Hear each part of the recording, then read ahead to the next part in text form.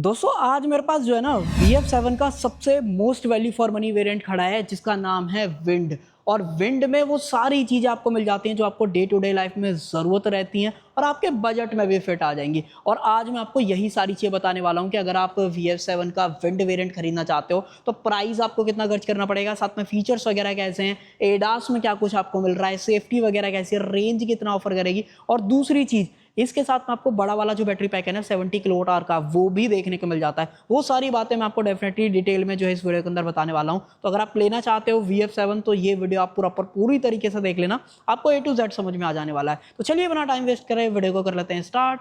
बाकी अगर आपको वीडियो पसंद आए तो सिर्फ एक काम आप कर सकते हो, लाइक शेयर सब्सक्राइब आप कर सकते हो। चलिए सबसे पहले चाबी से शुरुआत कर लेते हैं। अगर आप ये विंड वेरिएंट खरीदोगे ना तो चाबी जो है वो आपको कुछ इस तरीके की यहाँ पे देखने को मिलने वाली है। अब जो पहले VF7 आ रही थी उससे डेफिनेटली चाबी जो है यहाँ पे कंपनी ने बदल दी है। अब ज़्यादा बढ़िया चाबी जो है डेफिनेटली देखने में लग रही है और होल्ड करने के हिसाब से भी जिस तरीके से कर्व यहाँ पे जो ऑफर करे हैं।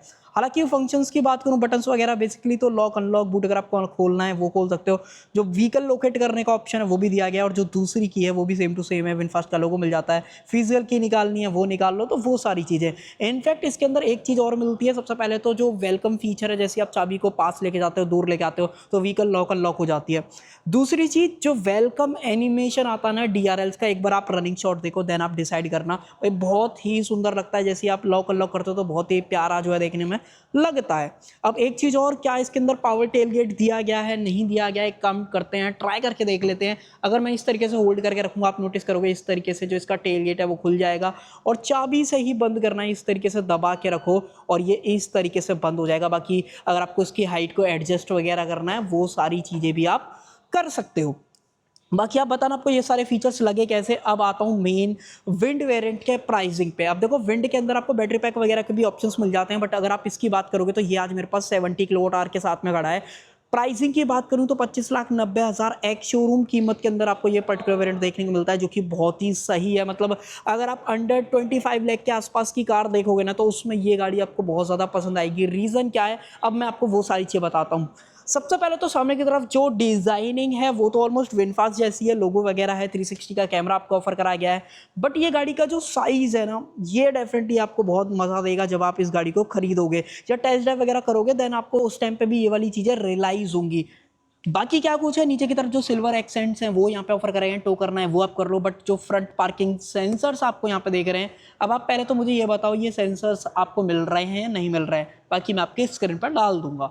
देन सिंगल प्रोजेक्टर सेटअप आपको दिया गया है जो कि रिस्पॉन्स वाइज बहुत सही है। यहाँ पे आपको जो है इसके इंडिकेटर्स वगैरह मिल जाते हैं और जो मेन DRLs हैं वो आपको सिग्नेचर स्टाइल वाले जो विनफास्ट की सभी कार्स के साथ में आते हैं वही जो है यहाँ पे दिए गए हैं। अच्छा खासा सबसे पहले तो बड़ा बोनट आपको देखने को मिलता है, तो गाड़ी का साइज का ही आइडिया आपको इससे लग जाएगा। हालांकि आप रीच आउट वगैरह करना चाहो कर सकते हो, कोई ऐसी परेशानी नहीं है क्योंकि ऊंचा नहीं है तो वो चीज़ें।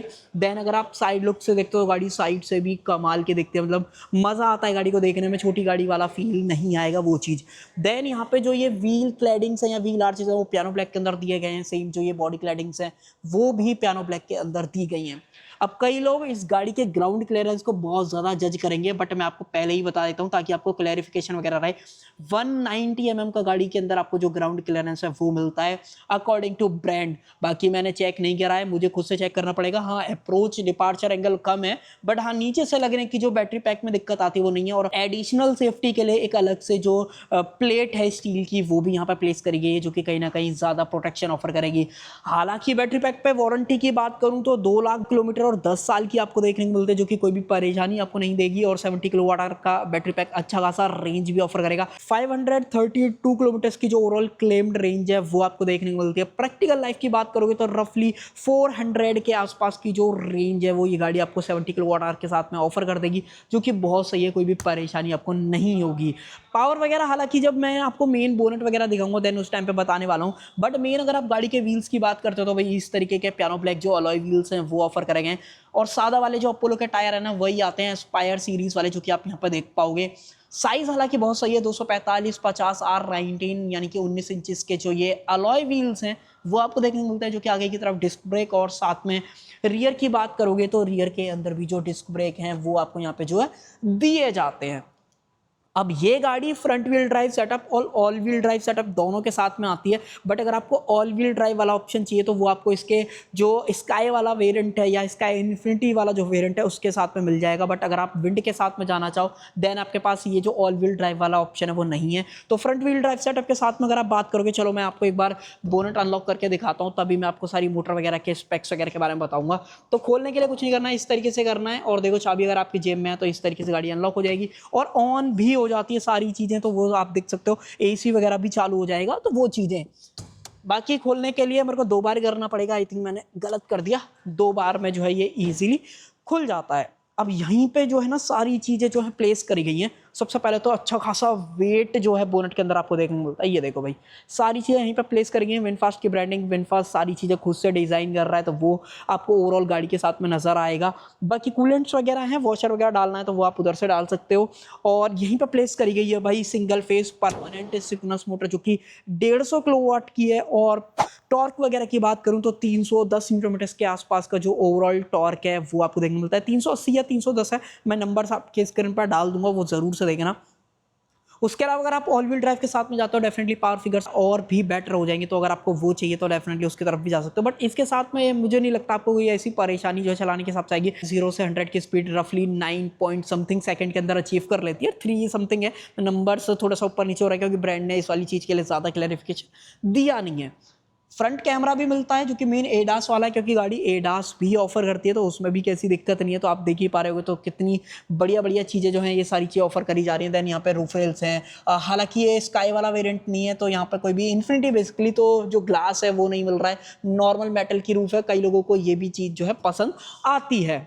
पीछे आए हैं तो एक बार रियर लुक वगैरह देख लो भाई। रियर से वही सिग्नेचर डिजाइनिंग, वो VF6 खड़ी है, ये VF7 है, ज़्यादा बीजा डिफरेंस नहीं है। हाँ साइज़ का डिफरेंस ज़रूर से है, तो वो चीज़ें सेम सिग्नेचर DRLs हैं। और जो मेन इंडिकेटर्स वगैरह, ब्रेक लाइट वगैरह वो यहाँ पे नजर आएंगे। और जो मेन स्टॉप लैंप है वो यहाँ पे आती है। डिफॉगर का इस्तेमाल यहाँ पे दिया गया है, वाइपर वगैरह अंदर की तरफ प्लेस करा गया, तो ये सब कुछ आता है। फ्रंट में जैसे सिल्वर टचेस थे वही सेम रियर में भी हैं। और नीचे की तरफ जस्ट आओगे तो अच्छा खासा डिजाइनिंग वगैरह आपको नजर आ जाएगा, जहाँ पे जो सिल्वर इंसर्ट्स वगैरह हैं वो भी बहुत ही सही आपको देखने में लगने वाले हैं। अब एक काम करते हैं, बूट खोलते हैं। तो बूट खोलने के लिए ज़्यादा मेहनत नहीं करनी पड़ती है, बटन दबाओ और जो कैमरा है वो भी आ जाता है। और इलेक्ट्रिक है वो तो मैंने आपको ऑलरेडी दिखाई दिया था। तो सबसे बड़ी चीज़ तो ये। और बाकी अगर आपको इसके हाइट को एडजस्ट करना है तो आपको मान लो इस तरीके से करके और इसको दबा के रखोगे ना, एक बीप आती है और अगली बार जब भी खोलोगे ना तो बूट इतना ही खोलेगा। तो ये भी फायदा है इसके साथ में। बाकी मैनुअल तरीके से भी आप कर सकते हो, कोई परेशानी नहीं है।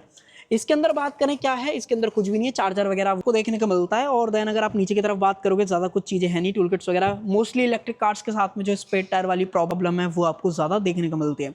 अब यहाँ पे जो सीटें हैं वो सबसे पहले तो 60-40 के अंदर स्प्लिट हो जाती हैं और रिक्लाइन एंगल का अंदाज़ा ही आपको यहाँ से लग रहा होगा। अगर आप ये गाड़ी खरीदते हो तो रियर सीट कंफर्ट आपको बहुत ही बढ़िया मिलेगा, ये मैं आपको पहले ही बोले दे रहा हूँ। तो अगर आपको रियर सीट एक्सपीरियंस चाहिए डेफिनेटली गो फॉर VF7। अगर आप VF6 VF7 में कन्फ्यूज हो रहे हैं। बूट की बात करूँ 537 लीटर की ओवरऑल कैपेसिटी मिलती है। अगर आपको बढ़ानी है तो सीट फोल्ड करने का ऑप्शन है, वो आप कर सकते हो। हालांकि कोई भी सबवूफर टाइप की जो चीज़ें हैं ना वो एक्सपेक्ट मत करना इस गाड़ी से, वो नहीं मिलेगा। ना ही कोई पार्सल ट्रे वगैरह का ऑप्शन दिया गया। करते हैं बटन को प्रेस, इस तरीके से जो है ये सारी चीज़ें बंद हो जाएंगी। बाकी और कुछ ऐसा दिखाने लायक, हाँ भाई जो मेन चार्जिंग पोर्ट है वो रह गया था, और उसके बारे में थोड़ा सा बात कर लेते हैं।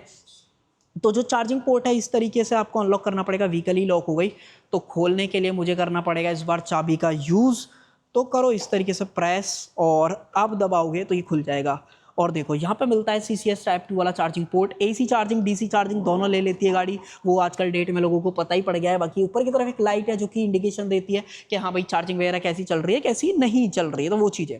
बाकी यहाँ पे देखो ये सारी इन्फो बता भी रखी है। अब देखो इस गाड़ी को अगर आप चार्ज करना चाहो तो 3 ऑप्शंस हैं आपके पास। AC चार्जिंग में 3.3, 7.2 और अगर आप चाहो तो 11 किलोवाट से भी चार्ज कर सकते हो AC चार्जिंग में स्पेशली। और DC चार्जिंग में बात करोगे तो मैक्सिमम 120 किलोवाट की मैक्सिमम DC चार्जिंग लेती है, जिसकी मदद से 10 to 70% की जो चार्जिंग है मात्र 26 मिनट के अंदर जो है गाड़ी कर लेती है। तो वो भी बहुत बढ़िया नंबर जो है जब लॉन्ग ट्रिप के हिसाब से अगर आप प्लान करोगे डेफिनेटली हो जाने वाला है। और जो ओवरऑल रेंज दे रही है गाड़ी वो तो बढ़िया है ही, वारंटी वगैरह भी बहुत बढ़िया दे दे रही है। अब मेन बात आ जाती है बेनिफिट क्या आपको गाड़ी के साथ में मिलेंगे। कंपनी जैसे नई आई है, इंडिया के बाहर की कंपनी है, तो उसके हिसाब से अगर आप बेनिफिट वगैरह देख रहे हो तो सबसे पहले तो बेनिफिट आपको मिलेगा 3 साल की जो ओवरऑल सर्विस कॉस्ट है वो फ्री आपको जो है देखने को मिलने वाली है। देन जो चार्जिंग है गाड़ी की वी ग्रीन के चार्जर पे वो 3 साल के लिए फ्री ऑफ कॉस्ट मिलती है। बाकी लोग कई अदर ब्रांड के साथ में भी इस चीज़ को चला रहे हैं।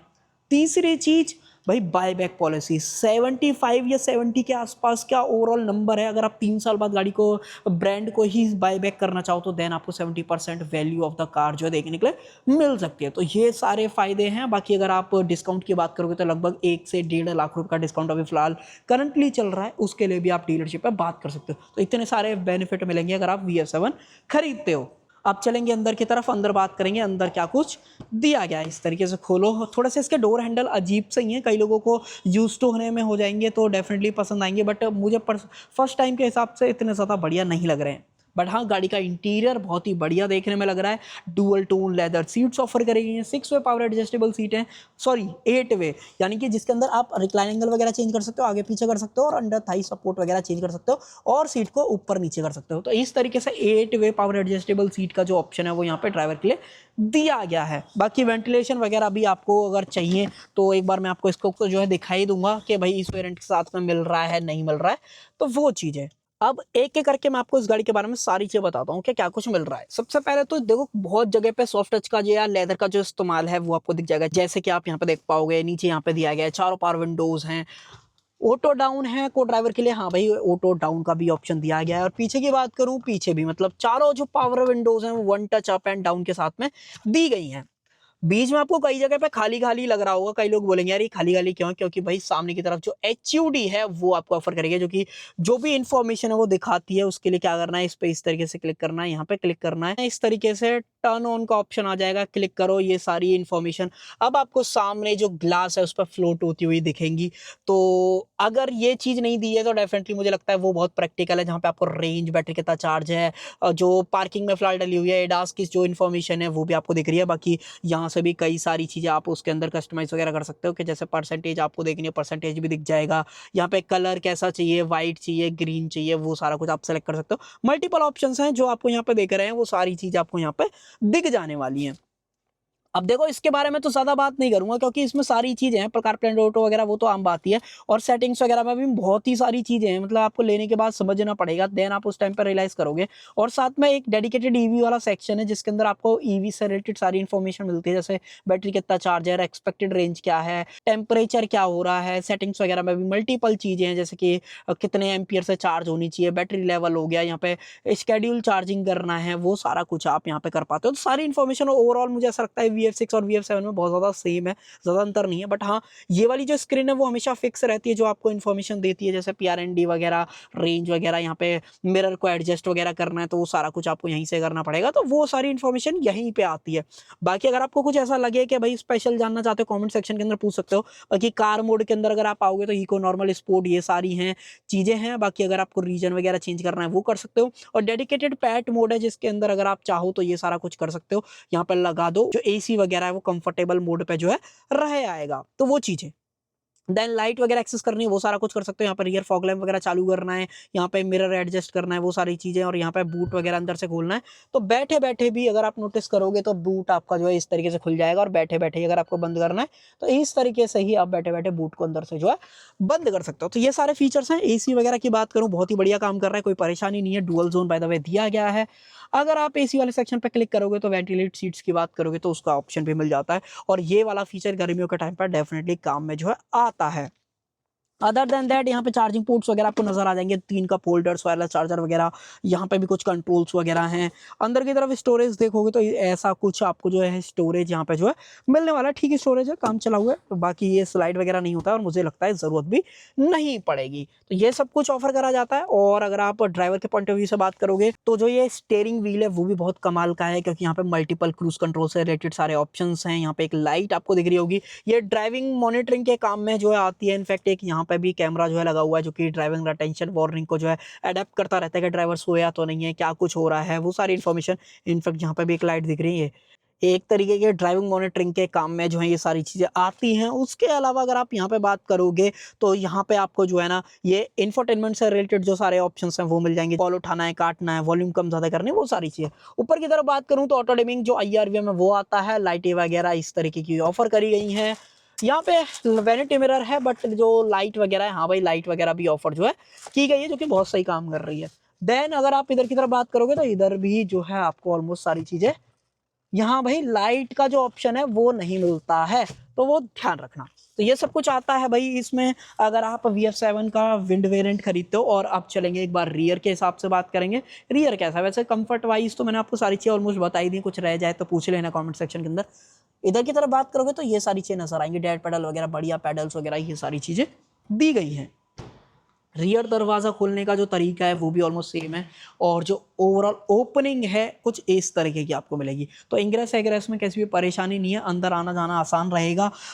बोर नीवी है तो फ्लोर ऑलमोस्ट फ्लैट मिलता है, बट ये थोड़ा सा टनल ज़्यादा है। अब रीज़न इसके पीछे क्या है, कई लोगों को अगर पता है तो डेफिनेटली बता सकते हो, बट मुझे तो ऐसा लगता है थोड़ा सा कमी कंपनी ने यहाँ पे छोड़ दी है।